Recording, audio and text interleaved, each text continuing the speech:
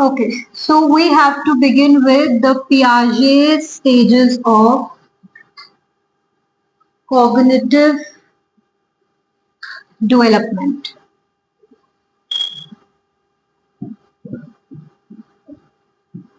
जब हमने स्टेजेस शुरू करी थी तो मैंने ये बोला था कि हर स्टेज में हम सब कुछ पढ़ेंगे. Socio emotional development, physical development, cognitive development, we are going to study everything. लेकिन जो कॉग्निटिव डेवलपमेंट है वो भी हर स्टेज में आती है. अभी तक हमने सिर्फ प्री नेटल और इन्फेंसी स्टेज कवर करी है, तो हम इन्फेंसी स्टेज से ही कॉग्निटिव डेवलपमेंट शुरू कर रहे हैं क्योंकि 6 नंबर का डायरेक्ट क्वेश्चन आता है पियाजे स्टेजेस ऑफ कॉग्निटिव डेवलपमेंट से.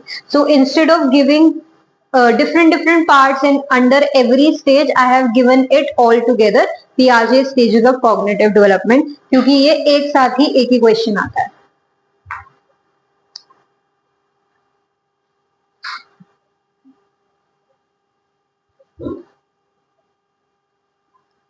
अच्छे तरीके से समझना, इसमें से बहुत क्वेश्चंस निकलेंगे. केस स्टडी बेस्ड क्वेश्चंस हो या फिर सेक्शन एफ हो, सिचुएशन बेस्ड क्वेश्चन हो, एमसीक्यूज हो. A lot of questions are going to come from this section individually. ठीक है. ओके, सो पियाजे स्टेजेस ऑफ कॉग्निटिव डेवलपमेंट दिया है जीन पियाजे ने. उन्होंने इस चीज पर स्ट्रेस किया कि जो बच्चे हैं वो अपना जो माइंड है वो बहुत एक्टिवली कंस्ट्रक्ट करते हैं, अपने वर्ल्ड को, अपने माइंड को बहुत एक्टिवली कंस्ट्रक्ट करते हैं. तो जो इंफॉर्मेशन है वो उनके दिमाग में सिंपली एंटर नहीं होती है एनवायरनमेंट से, वो हर स्टेज पर डिफरेंट टाइम पर इंफॉर्मेशन एंटर होती है उनके दिमाग में. ओके जैसे जैसे बच्चे ग्रो करते हैं एडिशनल इंफॉर्मेशन एक्वायर करते हैं और वो अपनी थिंकिंग को अडेप्ट करते हैं टू इंक्लूड न्यू आइडियाज. तो एक तरीके से देखा जाए तो हर चीज एज अप्रोप्रिएट है. जब बच्चा आज उसको कोई चीज है जो उसे नहीं समझ में आ रही है, अब जैसे पियाजे स्टेजेस या फिर जो साइकोलॉजी है, मैं अगर एक 7th स्टैंडर्ड के बच्चे को समझाने की कोशिश करूंगी तो उसको साइकोलॉजी नहीं समझ में आएगी. क्यों? क्योंकि उसका ब्रेन उतना डेवलप ही नहीं हुआ है कि वो साइकोलॉजी जैसे कॉम्प्लेक्स सब्जेक्ट को समझ पाए. इसलिए साइकोलॉजी कब लग रही है? 11th में लग रही है. या फिर बहुत सारे बच्चे होते हैं जिनको इंटरेस्ट होता है वो 9th-10th में ही थोड़ा सा एक्सप्लोर कर लेते हैं. लेकिन हमने क्या कर रखा है, हर चीज को समझाने के लिए एक एज अप्रोप्रिएट तरीके से रखा हुआ है. ठीक है. ओके, सो पियाजे बिलीव करते हैं कि जो बच्चा है उसका जो माइंड है वो डिफरेंट सीरीज ऑफ स्टेजेस से गुजरता है, जिसमें हर स्टेज में एक तरीके का थिंकिंग पैटर्न बच्चे का होता है और ये इन्फेंसी से लेके एडोलेसेंस तक ये कॉग्निटिव स्टेजेस चलती हैं. अब हर स्टेज में एक डिस्टिंक्ट वे ऑफ थिंकिंग होता है जो कि एज रिलेटेड होता है.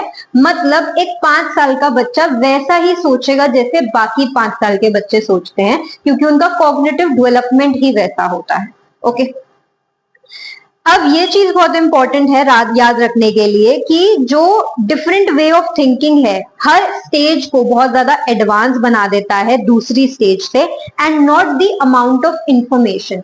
मतलब बच्चे का जो इंफॉर्मेशन गैदर करने का तरीका है या फिर इंफॉर्मेशन समझने का जो तरीका है वो एक पर्टिकुलर स्टेज को इंपॉर्टेंट बना रहा है या फिर यूनिक बना रहा है, not the amount of information. क्योंकि इंफॉर्मेशन अभी भी उतनी ही है एनवायरनमेंट में जितनी 5 साल पहले थी.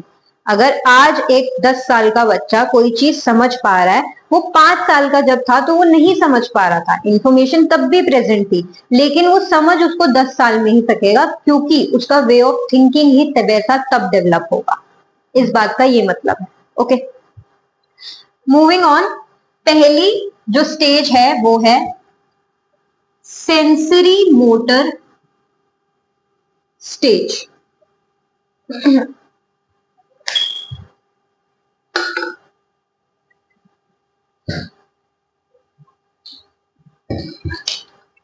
ओके अब सेंसरी मोटर स्टेज में जो बच्चा होता है वो इन्फेंसी स्टेज में होता है, यानी कि अपने पहले 2 साल ईयर्स की बात कर रहे हैं हम, जिसमें बच्चा अपने वर्ल्ड को एक्सपीरियंस करता है with the help of senses. अपने ऑब्जेक्ट्स को भी वो कैसे एक्सप्लोर कर रहा है, एनवायरनमेंट को कैसे एक्सप्लोर कर रहा है, by looking hearing, touching, mouthing and grasping. अपनी इन 5 सेंसेस से वो अपने एनवायरनमेंट को एक्सप्लोर करके अपने माइंड को एक्टिवली कंस्ट्रक्ट करता है इन सेंसरी मोटर स्टेज। अब जो न्यूबॉर्न्स होते हैं वो हमेशा प्रेजेंट मोमेंट में रहते हैं। उनके हिसाब से what is out of site is out of mind. जो चीज उन्हें दिख नहीं रही है उन्हें ऐसा लगता है कि वो चीज एग्जिस्ट ही नहीं करती है।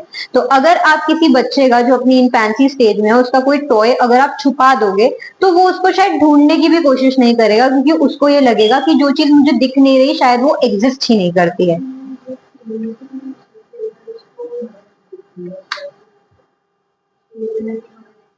एग्जैक्ट नहीं मदर, बट वो ढूंढने की कोशिश करेगा फिर अपनी मदर को, क्योंकि वहां पे अटैचमेंट आ जाती है।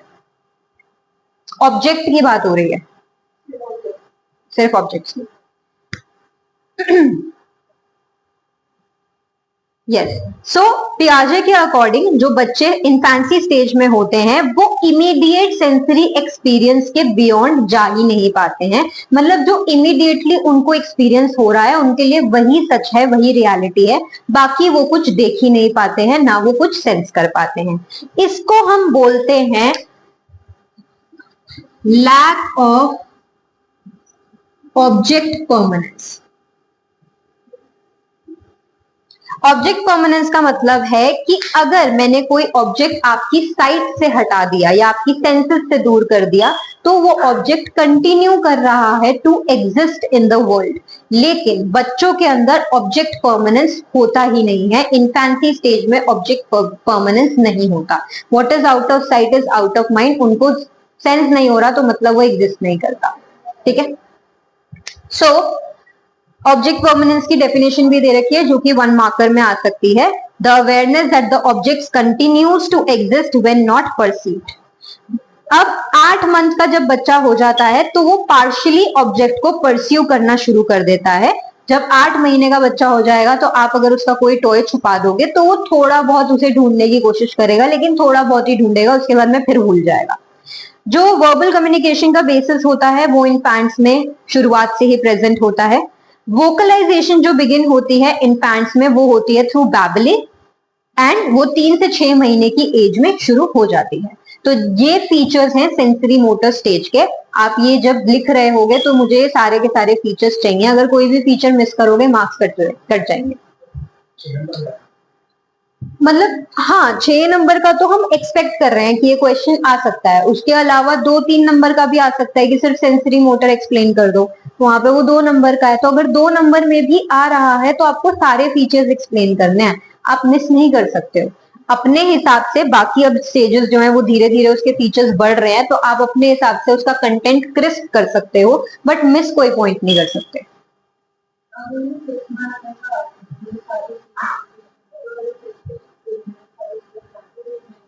एग्जाम्पल की इतनी जरूरत नहीं है, बट पॉइंट्स नहीं मिस करने। अब हाँ, कोई फर्क नहीं पड़ता। अगर तुमने लिखा है लैक ऑफ ऑब्जेक्ट परमानेंस है, बस पॉइंट खत्म। तुम एग्जाम्पल नहीं भी डालोगे तो चल जाएगा। Yes yes, to be precise, keywords are important. Next stage is pre operational stage. अब यहाँ पर जो बच्चा था वो 0 to 2 years का था। अब यहाँ पर बच्चा बड़ा हो गया है। अब ये वाली जो स्टेज है वो शुरू होती है अप्रोक्सीमेटली 3 साल की उम्र में। 3 to 4 years का बच्चा प्री ऑपरेशनल स्टेज में होता है। अब प्री ऑपरेशनल समझते हैं कि क्या है। जो बच्चे की एबिलिटी है ऑब्जेक्ट परमानेंस समझने की वो एनेबल हो जाती है। मतलब बच्चे को मेंटल सिंबल्स को अब रिप्रेजेंट करना आ गया है। ओके, जो चाइल्ड है इस टाइम पे वो अभी भी वो सारी चीजें फिजिकली ही करेगा जो वो मेंटली नहीं कर पा रहा है। फॉर एग्जाम्पल, अगर मुझे बच्चे को पूछना है कि 2+2 कितने होते हैं तो मुझे ये 4 उंगलियों से दिखानी पड़ेंगी। वो इन चारों उंगलियों को काउंट करेगा, फिर बताएगा 2+2 is 4। तो वो चीजें वो मेंटली नहीं कर पा रहा है, वो फिजिकली करेगा। ओके, एंड ऑब्जेक्ट परमानेंस जो है बच्चे के अंदर अब आ गया है। यानी कि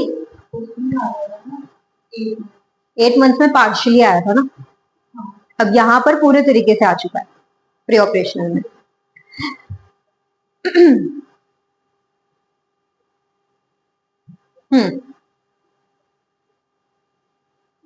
जो बच्चे होते हैं, नेक्स्ट फीचर जो है कि अगर कोई भी ऑब्जेक्ट फिजिकली प्रेजेंट नहीं है तो उसको वो मेंटली रिप्रेजेंट कर पाते हैं। जैसे अगर उन्होंने पार्क में ट्री देखा, तो अब ट्री उनके घर में प्रेजेंट नहीं है बट वो उसको अपनी ड्राइंग बुक में बनाएंगे। तो वो चीजें जो उनके सामने अभी फिजिकली प्रेजेंट नहीं है वो मेंटली रिप्रेजेंट कर लेते हैं। क्लियर हुआ?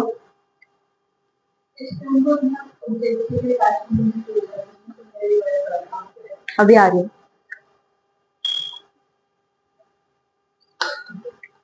जो सबसे इंपॉर्टेंट फीचर है प्री ऑपरेशनल थॉट का वो है ईगोसेंट्रिज्म। ईगोसेंट्रिज्म का मतलब है सेल्फ फोकस। मतलब बच्चा सिर्फ खुद के ऊपर फोकस करता है, उसके हिसाब से जो वो सोचता है या जो वो समझता है वो करेक्ट है, सिर्फ उसका पॉइंट ऑफ व्यू है और किसी का पॉइंट ऑफ व्यू एग्जिस्ट ही नहीं करता है और कोई सही है ही नहीं, सिर्फ बच्चा सही है। This is egocentrism and this is the salient feature of pre operational stage. इस पे क्वेश्चंस आएंगे ही आएंगे। So egocentrism, that is children see the world only in terms of their own selves and are not able to appreciate others' point of view. अब because of egocentrism जो बच्चे हैं वो engage करते हैं in animism. एनिमिज्म का मतलब है कि नॉन लिविंग थिंग्स में भी उनको ऐसा लगता है कि जान है। इसलिए आप 3 से 4 साल की उम्र के बच्चों को देखोगे वो अपनी डॉल्स से खेलेंगे, उसके बालों को सहलाएंगे, उसको कॉम करेंगे। आ सकते हैं विच इज नॉर्मल, अगर उसके पास में कोई फ्रेंड्स नहीं है तो तब आ सकते हैं, या उसके फ्रेंड्स उसकी डिजायर्स फुलफिल नहीं कर पा रहे हैं तब। ओके, सो एनिमिज्म का मतलब है बच्चे को लगता है कि नॉन लिविंग थिंग्स में भी जान है और वो उनको वैसा ही ट्रीट करता है। So animism thinking that all things are living like one self, they attribute life like qualities to inanimate objects. यही डेफिनेशन चाहिए, डेफिनेशन बदलोगे मार्क्स नहीं मिलेंगे। नेक्स्ट इज जैसे जैसे बच्चा ग्रो करता है, 4 से 7 साल की एज में बच्चा चला जाता है तो उसको अपने सारी बातों के आंसर्स चाहिए, सारे क्वेश्चंस के आंसर्स चाहिए। बच्चा ऐसे क्वेश्चंस पूछेगा जो तुम्हें स्टूपिड लग सकते हैं लेकिन बच्चे की क्यूरियोसिटी है वहां पे, like why is the sky blue, how do trees grow and so on. अब ऐसे जो क्वेश्चंस हैं बच्चे को हेल्प करते हैं कि चीजें ऐसी क्यों हैं, इसलिए वो क्वेश्चंस इतने ज्यादा करते हैं। और इसको पियाजे ने बोला है इंट्यूटिव थॉट, यही टर्म यूज करनी है। नेक्स्ट फीचर जो है इसका प्री ऑपरेशनल स्टेज का वो है टेंडेंसी ऑफ सेंट्रेशन। सेंट्रेशन का मतलब है कि जो बच्चे होते हैं वो हर ऑब्जेक्ट के किसी एक फीचर पर फोकस करते हैं। ओके, फॉर एग्जाम्पल अगर बच्चे ने अपने दिमाग में बिठा लिया है कि लंबे ग्लास में कोल्ड ड्रिंक ज्यादा आती है तो उसके हिसाब से लंबे में ही ज्यादा आती है। अब दोनों ही ग्लासेस एज एन एडल्ट हमें पता है कि 300 ml के हैं, लंबा वाला भी 300 ml का है, जो थोड़ा छोटा है लेकिन ज्यादा ब्रॉड है वो भी 300 ml का ही है, दोनों में same amount of cold drink आएगी। लेकिन बच्चे ने बिठा रखा है अपने दिमाग में कि नहीं लंबे वाले में ज्यादा आती है। दिस इज सेंट्रेशन, कि बच्चा सिर्फ एक ही फीचर पर फोकस कर सकता है। इसलिए आपने देखा होगा 2 भाई बहनों के बीच में या 2 फ्रेंड्स के बीच में झगड़े होते हैं कि नहीं मैं तो लंबे वाले में ही लूंगा, नहीं मुझे तो यही वाला चाहिए, मैं और कोई नहीं लूंगी। This is सेंट्रेशन। तो आप बच्चे को फोर्स नहीं सकते हो, बच्चे का कॉग्निटिव डेवलपमेंट ही उतना हो रहा है।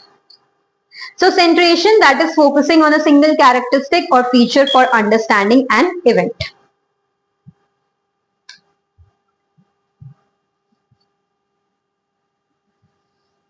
नेक्स्ट है concrete operational stage.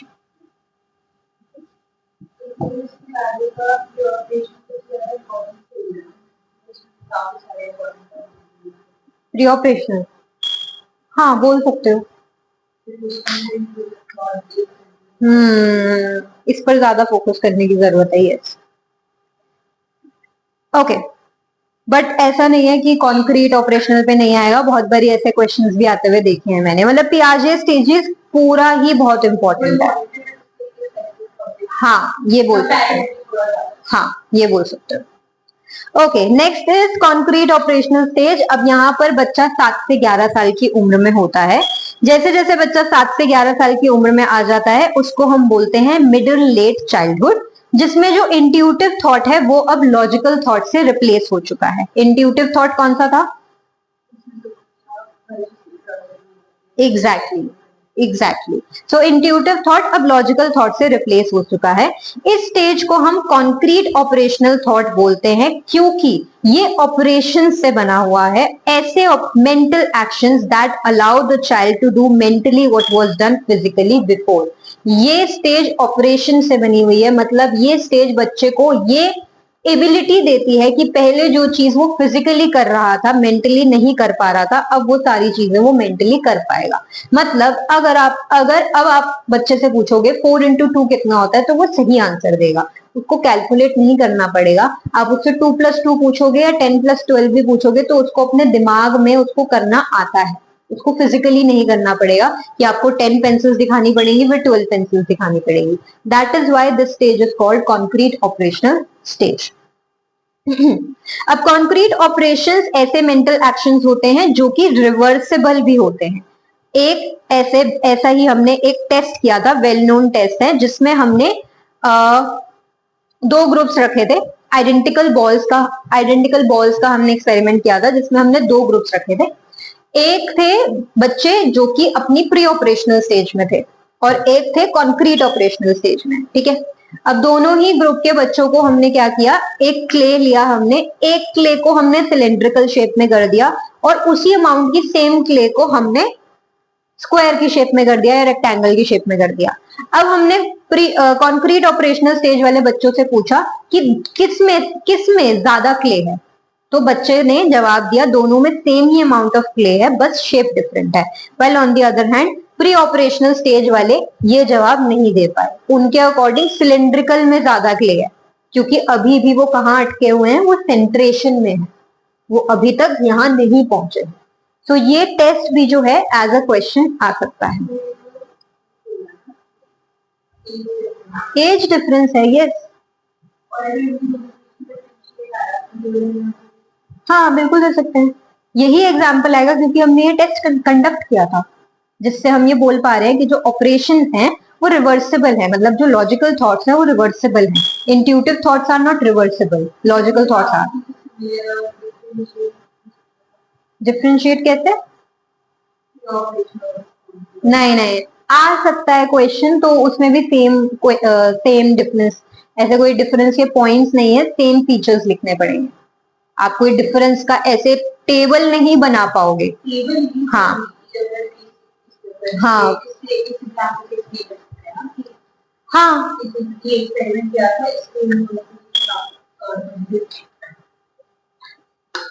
Yes, that you can do.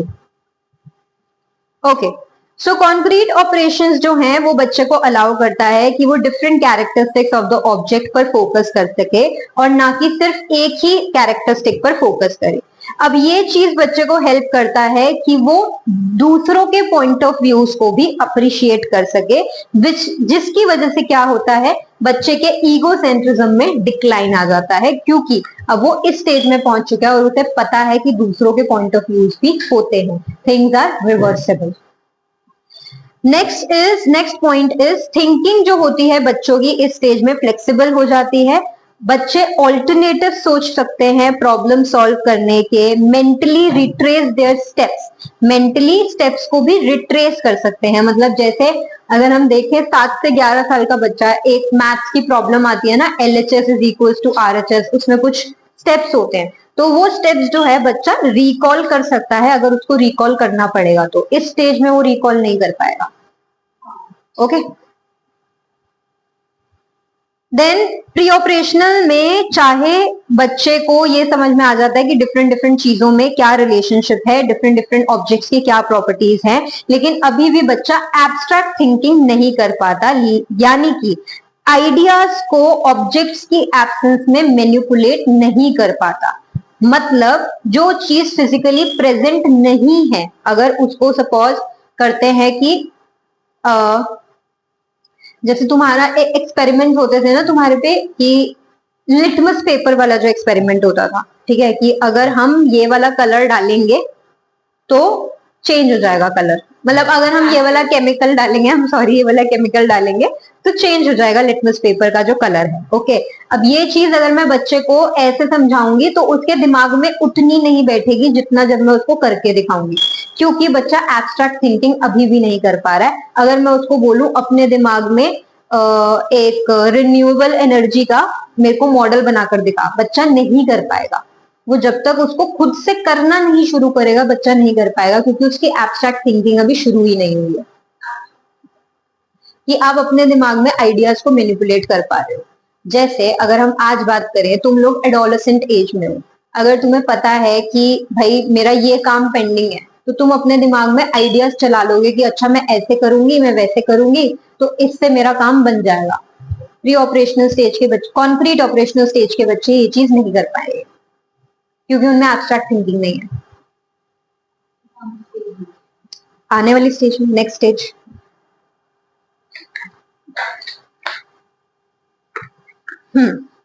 So next is जो ग्रोइंग कॉग्निटिव एबिलिटीज हैं बच्चों की, वो उनको हेल्प करती है एक्विजिशन ऑफ लैंग्वेज में। इसलिए आप देखना आपके स्कूलों में जो लैंग्वेज लगी थी, जो थर्ड लैंग्वेज आपकी लगी थी, फ्रेंच, स्पेनिश, जर्मन, वटेवर जो तुमने चूज करी होगी, वो तुम्हारी 5th या 6th ग्रेड में लगी थी, क्योंकि उस दौरान आपका माइंड इतना डेवलप हो रहा है, इतनी तेजी से डेवलप हो रहा है कि आप जितनी चाहे उतनी लैंग्वेजेस एक्वायर कर सकते हो।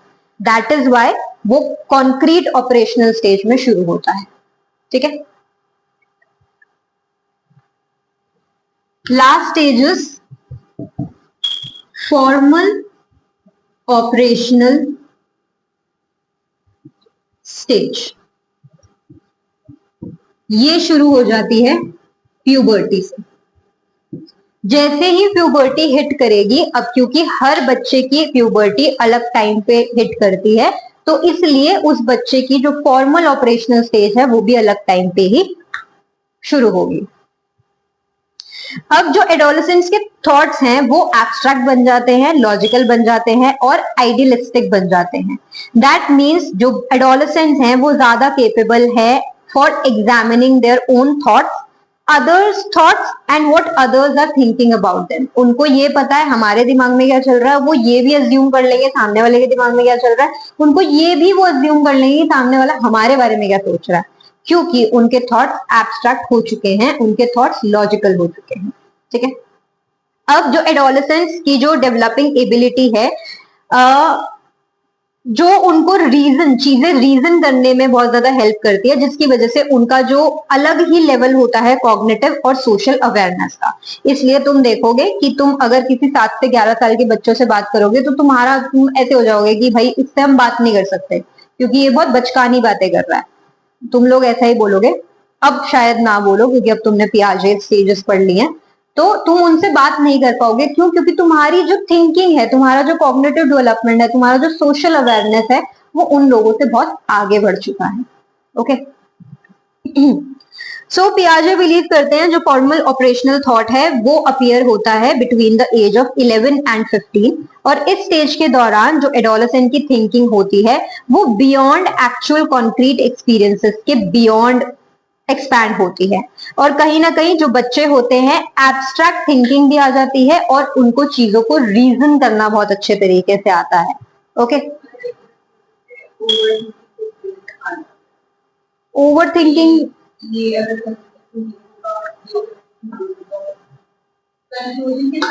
We can not say that over thinking इस स्टेज में आ जाता है। ओवर थिंकिंग तो तुम अपने लिए खुद खड़ी कर देते हो ना, तुम अपने ब्रेन के अकॉर्डिंग तुम लॉजिकल जा रहे हो, एब्स्ट्रैक्ट थिंकिंग कर पा रहे हो। अब उस एब्स्ट्रैक्ट थिंकिंग के कुछ प्रोज और कॉन्स भी,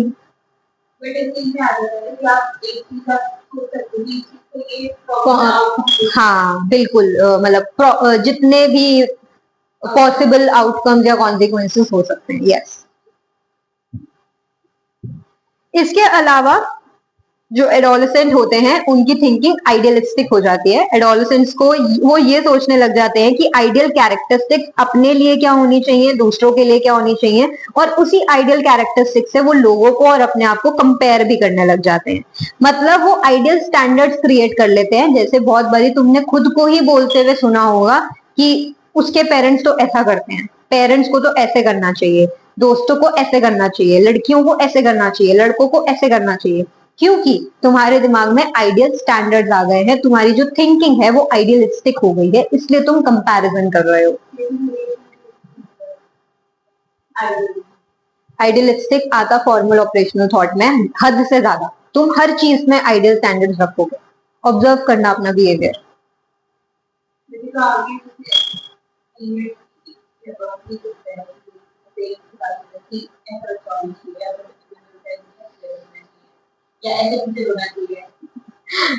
हाँ, तो वो आया तो उसी स्टेज से है ना, उससे पहले तो नहीं था ना, आया तो उसी स्टेज से। Yes,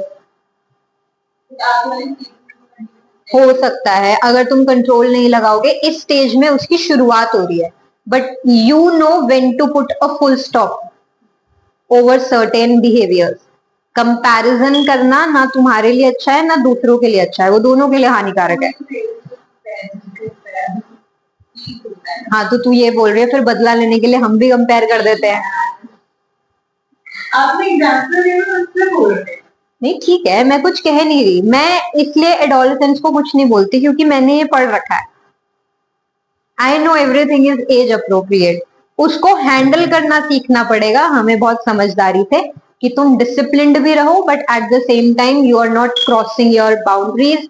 eight the same time we are not making you feel कि हमें कोई नहीं समझता है।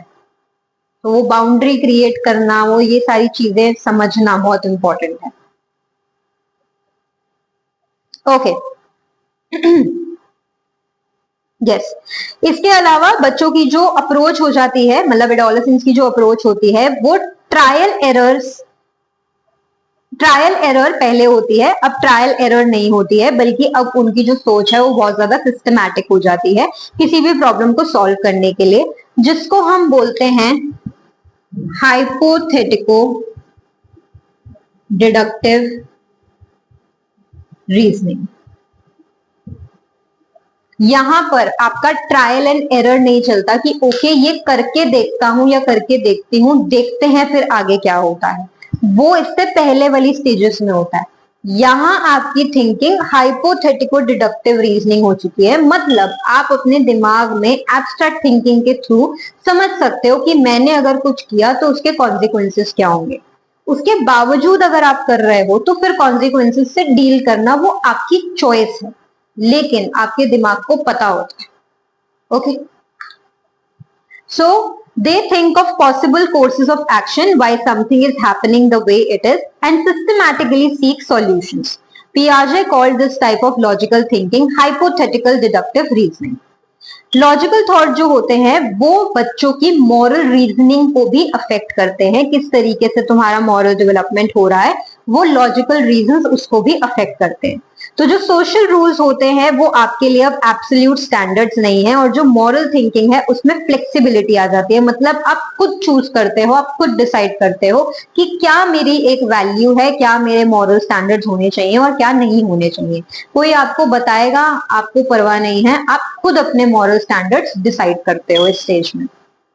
जो एडोलेसेंट होते हैं उनको ऑल्टरनेटिव मॉरल कोर्सेज समझ में आ जाते हैं। वो ऑप्शंस को एक्सप्लोर करते हैं और फिर डिसाइड करते हैं कि उनका पर्सनल मॉरल कोड क्या होना चाहिए। तो आप ही डिसाइड करोगे कि whether you want to smoke और not, whether you want to go to a party और नॉट, आप ही डिसाइड करते हो। आपको उसके रेपरकशंस भी पता है। लेकिन अगर फिर भी आप कोई ऐसी चीज कर रहे हो, चाहे वो अच्छी है या बुरी है, उसके कॉन्सिक्वेंसेस से फिर डील करना भी आपकी रिस्पॉन्सिबिलिटी है। ओके, ये नहीं बोल सकते हैं कि अच्छा इसने करवा दिया।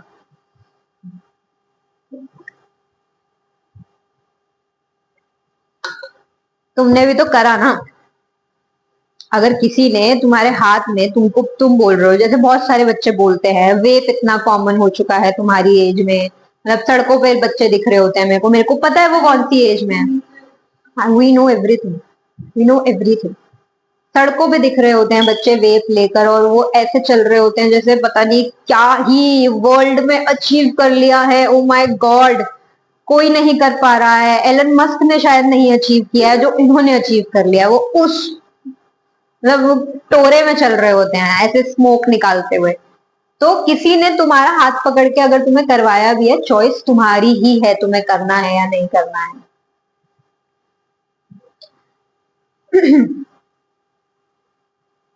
ओके, सो एडोलेसेंस जो होते हैं, they develop a special kind of adolescence. Oh, special kind of egocentrism.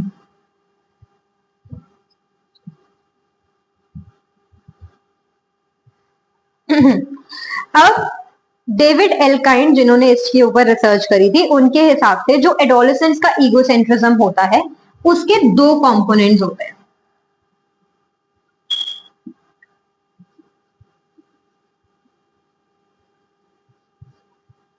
एक होता है इमेजिनरी ऑडियंस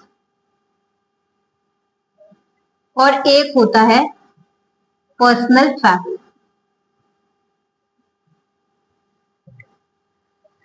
इमेजिनरी ऑडियंस में एडोलेसेंट्स को ऐसा लगता है कि जितना वो अपने आप से प्री ऑक्यूपाइड है उतना ही बाकी लोग भी उनसे प्री ऑक्यूपाइड है। मतलब जैसे तुम्हारे साथ में भी होता होगा, मे बी मैं एग्जाम्पल गलत दे रही हूँ बट किसी और चीज में होता होगा कि अगर सपोज एडोलेसेंट की एज में बहुत होता है कि एकदम से प्यूबर्टी हिट करती है तो हार्मोनल चेंजेस भी होते हैं जिसकी वजह से बहुत बड़ी स्किन खराब हो जाती है, स्किन पे पिंपल्स आ जाते हैं, which is absolutely normal, absolutely normal. सबके साथ में हुआ है, स्किन टू स्किन वेरी जरूर करता है, मेरे साथ नहीं हुआ ग्रेटफुली। तो स्किन टू स्किन वेरी करता है बट ऑलमोस्ट सबके साथ में होता है। लेकिन जो जितने भी एडोलेसेंट्स हैं उनको ये लगता है कि ओ हमारे अगर पिंपल निकला है तो everybody is focusing on my pimple, everybody must be thinking that I am so अगली, एवरीबडी मस्ट बी थिंकिंग कि मेरी स्किन कितनी खराब है। तो इसको बोलते हैं इमेजिनरी ऑडियंस। उनको ऐसा लगता है कि जितना हम खुद से ऑब्सेस्ड हैं उतना ही बाकी लोग भी उनसे ऑब्सेस्ड हैं, जबकि नहीं है। किसी को फर्क नहीं पड़ता है कि तुम्हारा पिंपल निकला है या नहीं निकला है, किसी को फर्क नहीं पड़ता अगर तुम्हारा हेयर कट गलत हो गया है। बंदा एक बारी को नोटिस करेगा बट देन उसको समझ में आ जाएगा एक एडल्ट को कि ओके गलत हो गया होगा। But this is imaginary audience. Next is personal fable. Personal fable का मतलब है कि जो बच्चे हैं यानी कि जो एडोलेसेंट्स हैं उनको इस एज में ऐसा लगता है कि हमें कोई नहीं समझता, हमें कोई नहीं समझता, हम बहुत अनोखे हैं, हम बहुत यूनिक हैं, हमें कोई नहीं समझता। मैं चाहे जितना मर्जी बोल लूं, मैं चाहे जितना मर्जी जो मर्जी चिल्ला लूं, हमें कोई नहीं समझता। ना मुझे फ्रेंड समझते हैं, ना मुझे दोस्त, ना मुझे पेरेंट्स समझते हैं, ना मुझे मेरे सिबलिंग समझते हैं। This is personal fable. इसलिए जो एडोलेसेंट्स होते हैं वो अपने ही फैंटेसी लैंड में रहते हैं और इसी फैंटेसी लैंड को वो कई बार अपनी डायरीज में लिखते हैं, पर्सनल डायरीज में, कि मैं बड़ा हो जाऊंगा तो ये करूंगा, बड़ी हो जाऊंगी तो ये करूंगा। जो तो इसलिए अगर लिख रहे हो ना तो अच्छी चीज लिखो, फॉर गॉड सेक अच्छी चीजें लिखो, मैनिफेस्ट हो जाती हैं। मैंने खुद अपनी कितनी पुरानी डायरीज उठाकर पढ़ी है। जब मैं एडोलेसेंट एज में थी तो मैंने बहुत कुछ लिखा था जो मैं आज की डेट में अचीव कर चुकी हूँ। बहुत कुछ है जो आगे और अचीव कर जाऊंगी। तो इसलिए कुछ अगर लिख रहे हो प्लीज अच्छा लिखो, मैनिफेस्ट होता है। ठीक है, so this is imaginary audience, that's it, and personal fable. Rest we are going to continue in the next class.